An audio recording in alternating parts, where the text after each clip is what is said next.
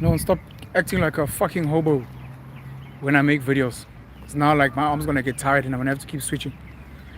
What am I currently doing? Okay, number one, I'm taking a walk. That's number one. Trying to get some exercise and some steps in. I'm awaiting a flight. Got to the airport a bit early, so need to kill some time. And in killing my time, it's like, bro, get some exercising. But while I'm doing that, I'm also simultaneously watching a podcast referred by one of the gents I work with at the panel show, Sizwe Dube, which is a sit down with Dr. Pali Lehohla, Ntate Pali Lehohla, who was the stats general, something like that in South Africa. I don't think he is anymore, but he's been responsible for our census and some of the data that we have as a country, sitting with Prof. Terence Kommel. And I'm not far in, maybe like 10-15 minutes. And what tends to happen with me is when I read books, when I watch content, like my brain starts getting overexcited and like I start thinking of concepts and work. And you know, I know Ntate Padi, he's actually on my list. I've got a list of like 60 potential wish guests on the panel show, and he's one of them. So I was just reminded that I actually need to chat to him. I sent him a WhatsApp just now, so I'm hoping Sanbona first. Sharp.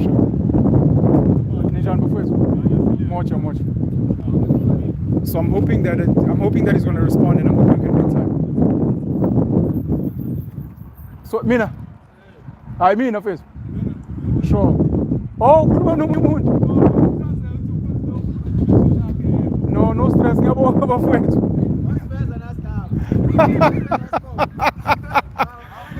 Now how much dabingelela at the back? Jeez, the chains are greeting. Ninjani bafowethu? Akuyaphila khamba kahle. Sharp.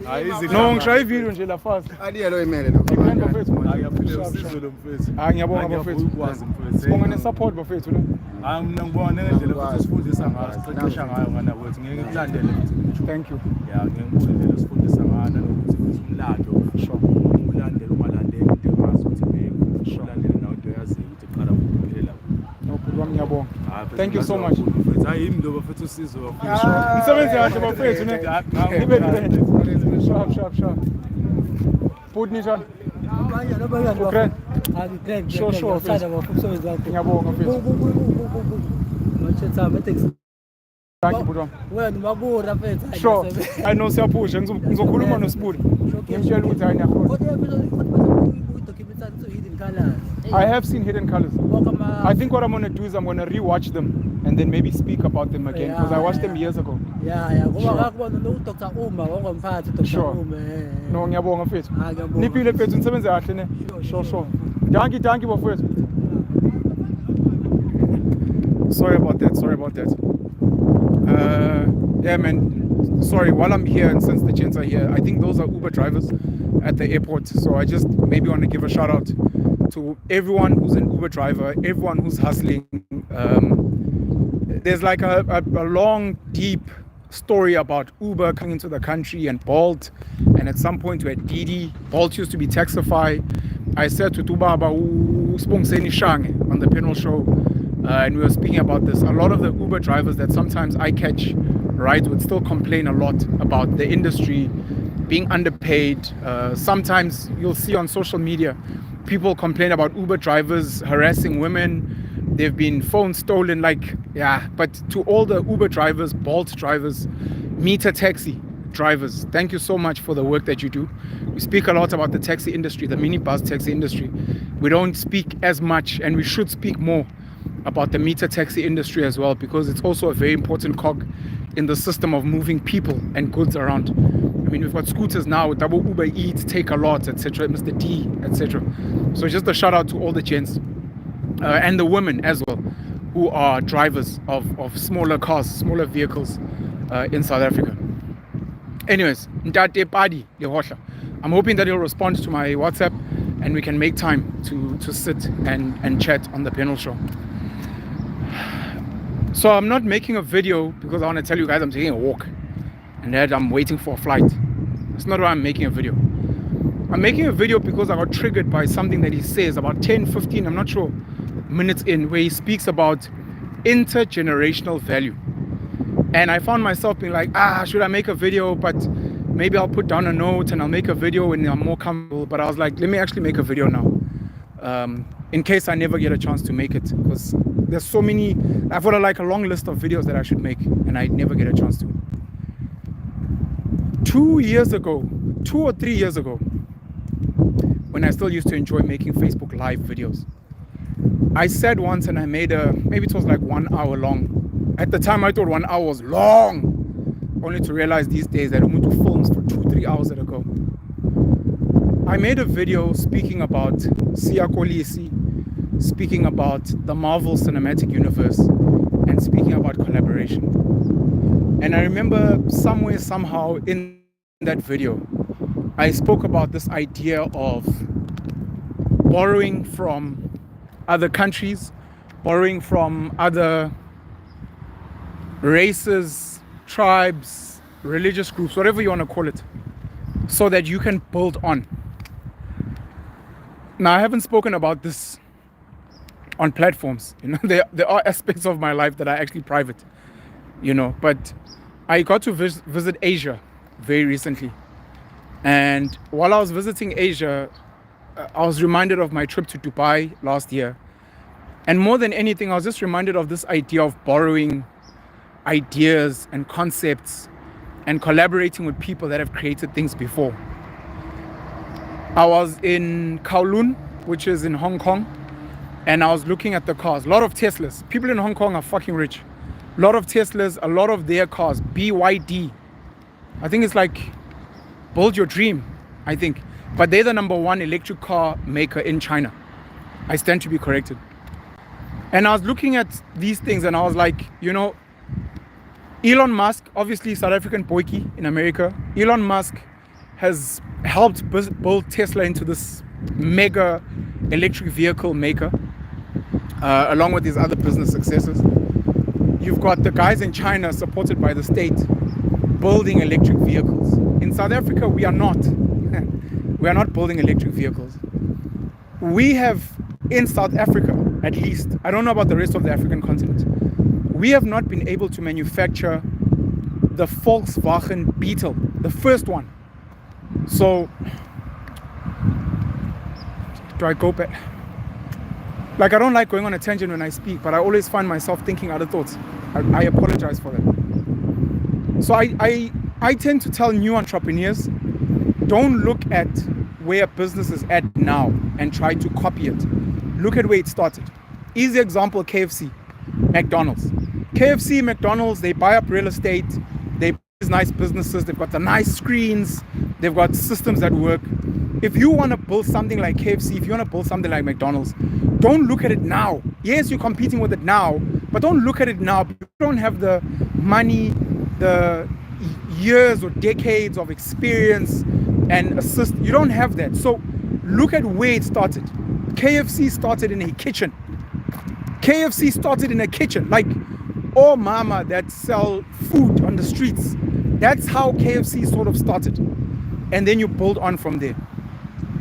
So similarly, I'm raising this because, there's another TikTok video that I shared on my socials where this guy was like, #1, rich people get rich off one stream of income.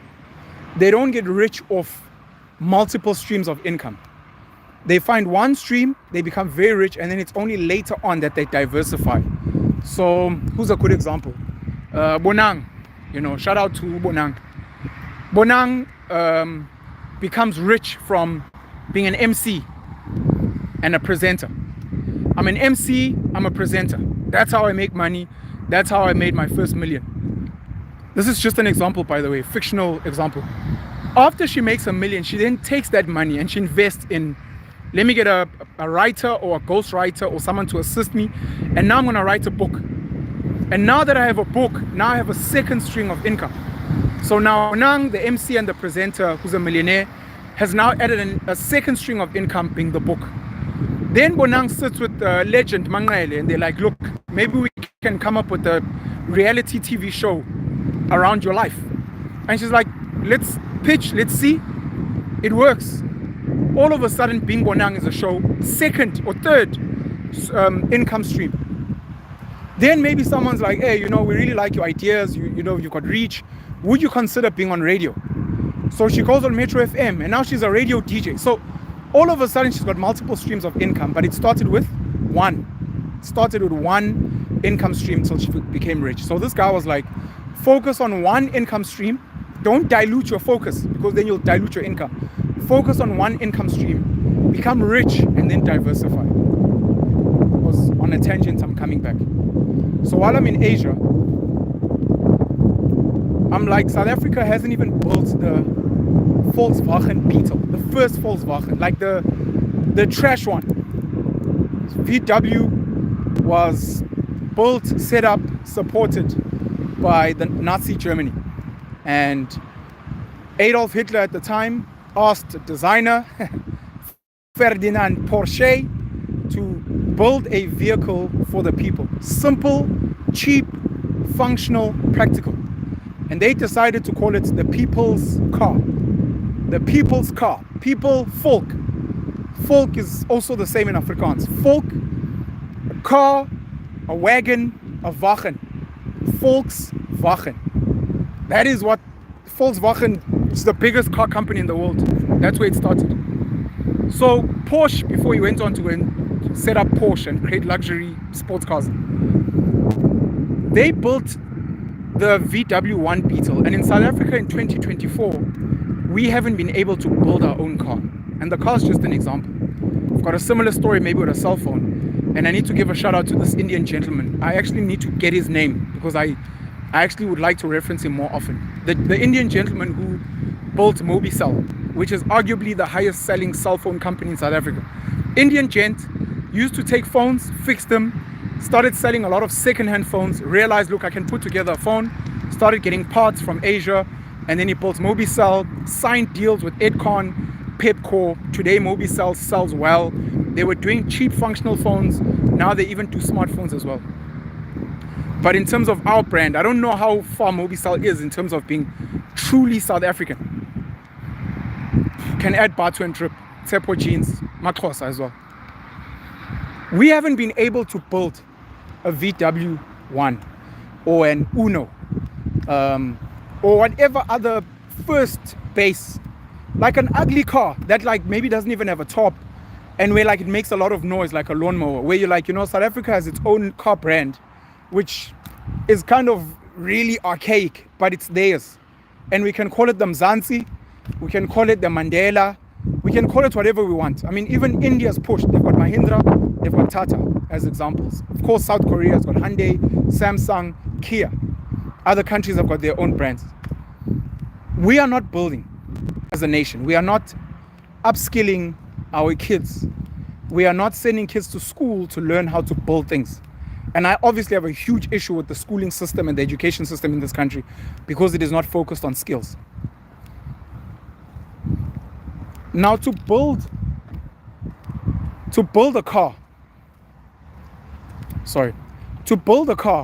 to build a cell phone, oh snap, I'm dealing with monkeys. Oh boy, I'm dealing with monkeys. I almost said something inappropriate. Shit. Fucking ops! You're a oppa! Sorry, yeah, maybe that'll give you guys a guess of where I am, but yeah, there's a lot of monkeys busy jumping the fence. I hope they don't come here and steal my phone. I remember coming here and they fucking came and stole my chocolates at some point. Anyway, to build something like a car, you don't have to literally invent the wheel. You don't have to invent the engine. You don't have to invent the assembly line. You don't have to invent tires. There are so many things you don't have to invent. You can borrow from things that already exist. And I'm now, all this tangent that I went on, I'm now going back to Dr. Pali Lehohla, sitting with Prof. Terence Kommel, and the idea of intergenerational value. Intergenerational value is this. I've written a piece on generational, what did I call it? There's a piece on something to do with generational value, I think. I just forgot how I termed it. Your father starts as spaza shop. No. Your grandfather starts as spaza shop. Your father grows up, takes that spaza shop, grows it into 20 spaza shops. And just before he dies, he converts those 20 spaza shops, you know, like Monopoly, the 4 greenhouses turn into a red hotel. He converts those 20 spaza shops into one spa franchise. Grandfather started a spaza shop. Your father took that spaza shop, turned it into 20, and then before he died, converted it into a spa franchise. That's your family. You grow up, and then you decide, I will take my father's spa, I will build a shopping center around it, I will rent out a lot of the shops and make additional income, and maybe besides a spa, I'll open a Tops, I'll open a fuel station at that shopping center. That's you. You're not building from scratch, by the way. Remember, you started with Umkulu, with the spaza shop. And then your children can maybe take what you've built and they can end up buying a big stake in Spa, the group, and controlling many spas around. They can maybe go into the value chain and be like, not only do we own spas, but we also supply potatoes at Spa. Not only do we own fuel stations, but we've gone deeper and we now get involved in refining oil and creating fuel. That's generational value. When Pali Lehohla speaks about intergenerational value, let me take a break here. When he speaks about intergenerational value, we in South Africa are being deprived of intergenerational value for many reasons. Some of them are valid, some are not. So a part of it is our education system is very weak. It is not teaching South African children what this country has built so that we can add onto it. So Hendrik van der Bijl went and built Eskom to supply electricity. He'd also learned from Germany. And now the next generation is meant to take Eskom and get it to expand, especially across the African continent, of which we already supply, I think, 40% of Africa's electricity.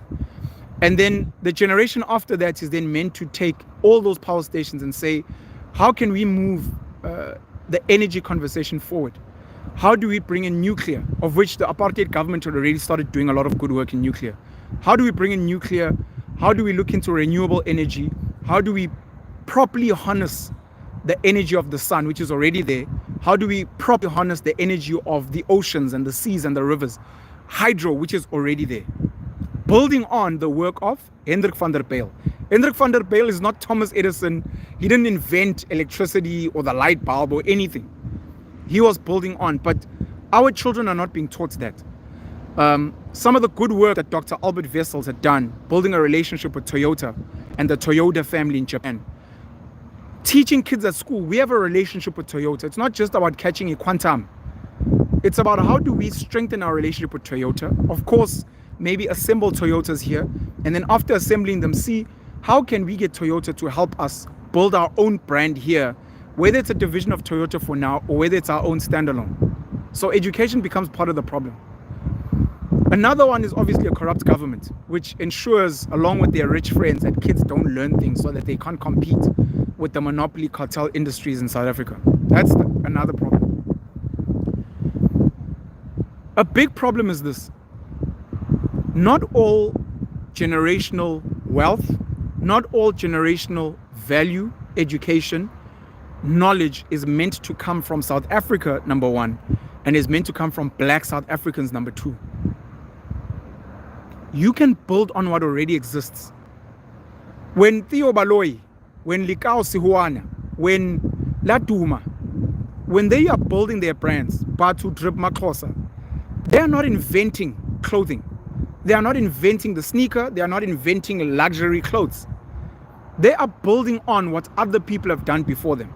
Nike, Adidas, Puma, Louis Vuitton, etc. They are building on, and then they are adding their own African, South African flavor that is their own unique story. When we limit ourselves to things like, shout out to Bibi in the Free State, Bibi Cash and Carry. Shout out to Maponya as well, Dr. Richard Maponya, the late Dr. Richard Maponya. If we're going to be like, we're waiting for the first black supermarket, the first black bank, the first black motor vehicle, we don't have to start from scratch and invent a wheel. You can take on what already exists. Elon Musk did not invent electric cars. He did not. In fact, Elon Musk didn't even set up Tesla. He joined the company later on. The company already existed. The idea of SpaceX and sending rockets to space, he didn't invent that. He's building on the knowledge, the information of other people. And maybe Elon Musk is a good example in this, because Elon Musk believes, like Thomas Edison, Nikola Tesla, and so many inventors of the past, he believes in first principles, very importantly, and then adding on knowledge that has been passed on. First principles is this: we have a problem, we are trying to solve it. Now, there are already tools that exist to solve that problem. When the tools exist, we try to improve on the tools, etc., or we can completely forget about the fucking tools and go back to the problem and being like, what were we actually trying to solve? Henry Ford of the Ford company saw a problem. People are trying to move from here to a place 20 kilometers away, 100 kilometers away. Now, that is a problem and it needs to be solved. What is the tool that people use? Oh, people use horses. People use trains. So how do you improve on the solution? You get faster horses, you build faster trains. But he was like, let's forget the trains and the horses, the tools that exist, and let's go back to the problem. What are we trying to achieve? We're trying to achieve me moving from here to there. And in doing that, the motor vehicle came about, and Henry Ford is credited as the guy who mass produced vehicles. He was like, I'm gonna make cars, because if people ask me, how do we solve this problem of people traveling, I'll get them faster horses. But instead of faster horses, why not create something completely new? So Elon Musk believes in first principles, and part of first principles is, what are we trying to achieve? Are we trying to build a black bank? Let's be honest. The answer is no. The answer is, we're not trying to create a black bank. That is not the problem we're trying to solve. The problem, some people would argue, oh, we're trying to help black people gain access to funding so that they can farm, manufacture, retail, build businesses. So yes, the solution is actually not to build a bank. The solution is to help black people get money into their hands so that they can use that money. So you can use the white banks, Chinese banks, it doesn't matter. So that could be one of the solutions when you go to first principles. Someone could be like, but why do black people need money in the first place? Why can't they farm, manufacture, retail without money? Or without at least the current system of money we have now? So then you come up with concepts like cryptocurrencies, bartering, etc., etc. Someone could be like, first principles is actually that black people just want to be happy.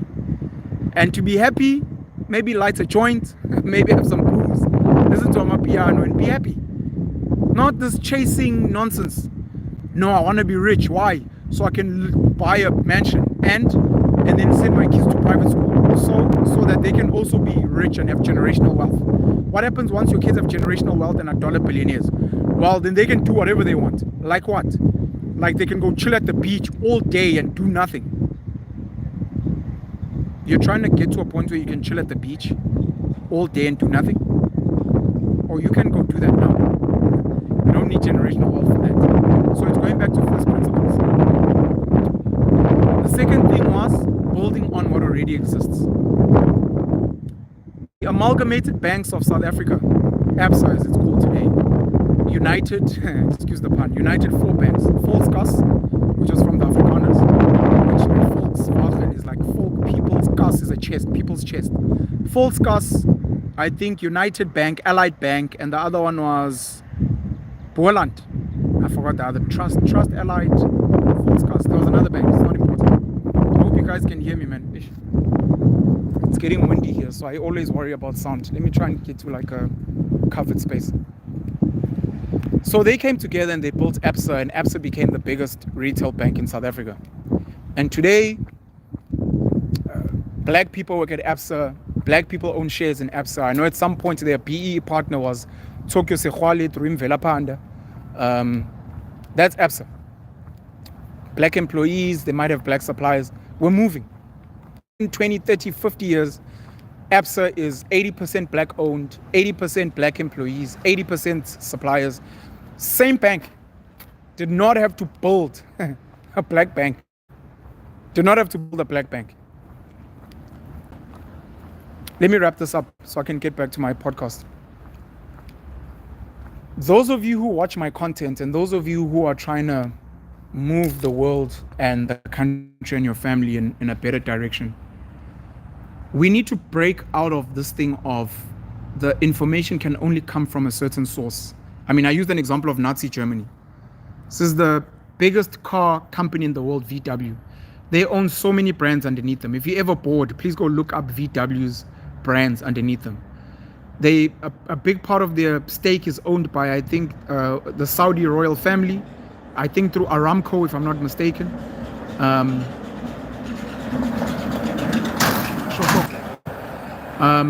They've got shareholders from around the world. You can imagine how many people around the world. I mean, you speak about Amavrpa in South Africa. How many people are inspired by some of the technologies of VW, the technologies of the brands underneath them. But it started from like a so-called tyrannical leader, horrible oppressive state. Now, when you're going to close yourself off from learning from white Afrikaners and the apartheid government because they're racist, or from white British people because they are colonizers, or learn from Chinese people because these are not my people, or not want to learn from Nigerians because you're xenophobic, I don't have time for abantu bokuhamba amazaizai, or not learn from homosexual people because you're homophobic. You miss out on this intergenerational value. There are so many different types of people, present and past, that can teach you so much about, give you tools and information about things that would solve so many problems in your family's lives, in your community's lives.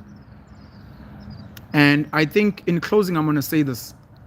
I've joked before and I've seen people catch feelings that I want to thank my ancestors, Leonardo da Vinci,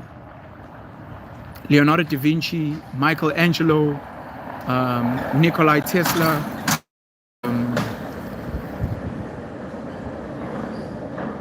So many others. Thank my ancestors. And people are like, those are not your ancestors. Those are white people. It's like, why can't they be my ancestors? Abu Genghis Khan. Why must I be subjected to only celebrate certain blood that is limited? Why can I not celebrate the whole world? Stan Lee, the founder of the Marvel Comics, as far as I know, has collaborated, he passed on recently, has collaborated with so many people around the world in building the MCU. And if you look at what the MCU has become, if you look at the contributors around the world that are involved in the technology, involved in the acting, involved in the storylines, involved in the comics, it is cross-cultural, it is across races, it is across genders, it is across languages, it is across so much to deliver something so beautiful. I'm a visual artist. I draw, I paint. I'm inspired by Michelangelo and Leonardo da Vinci. I love music and I've created music and I want to create music. Shout out to Kanye West, but I can go to other musicians, Mozart, Beethoven, who have inspired the music in me. I love movies, so I can go and give a shout out to people that can, but it's like, why can't I borrow from so many sources around the world that have gotten us to this point where we are today to build something that I want now and something for the future? And then I add my bit to this story and to this journey. Bring electric cars to South Africa, work with Tesla, Elon Musk, bring a Tesla plant here, create a subsidiary, the Mzansi EV, which is now our own. Building on Hendrik van der Bijl's electricity, working with nuclear, bringing in maybe lithium, harnessing the power of the sun and the water, and then adding my own flavor. Being like, I'm going to borrow from Dr. Esther Mahlangu, Ukoko, and all these cars, like there was a collaboration, I think, with BMW. All of these cars are going to be built with Ndebele design. So that if anyone sees them in the world, they're like, oh, those are South African cars. How do you know? Oh, I'm looking at the shape, they look a certain way, which is reminiscent of a certain South African animal. And then the colors and the artwork is inspired by Ndebele paintings. And The sound, if there's ever a voice like a Siri or a Jarvis, the sound is maybe of Ukoko or of someone in South Africa, maybe a colored somebody. Let's turn left there when you get to the robot and you're like, oh snap, this is the South African app that does voice. And you bring our own flavor. And then we see how we elevate what has been built before and add onto it for future generations. I wanted to say this about Elon Musk. Because of first principles and adding on from what's been built before into the future, Elon doesn't necessarily believe in succeeding in the things that he's building and creating and working on. His whole thing is, I've been given this privilege of accessing so much information, skills, resources now, and I would like to use this to take the world where it is today into the future. I do not have to succeed. I do not have to get to Mars. I don't. But I am building on the people that have built rockets and spaceships to say how much further while we're here can we take this technology so that generations later don't have to start from scratch because we that exist have pushed. And I guess that's my challenge for you today as I end this video.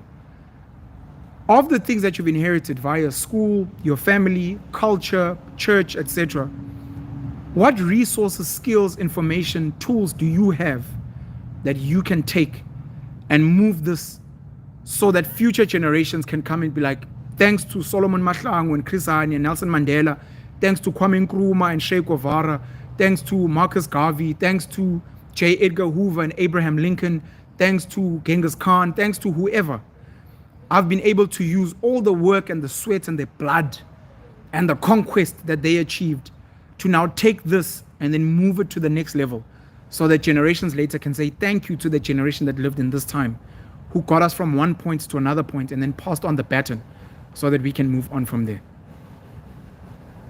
Yeah. That's all I wanted to say. I've been speaking for too long. Jeez. All right. Chat to you guys soon. Cheers.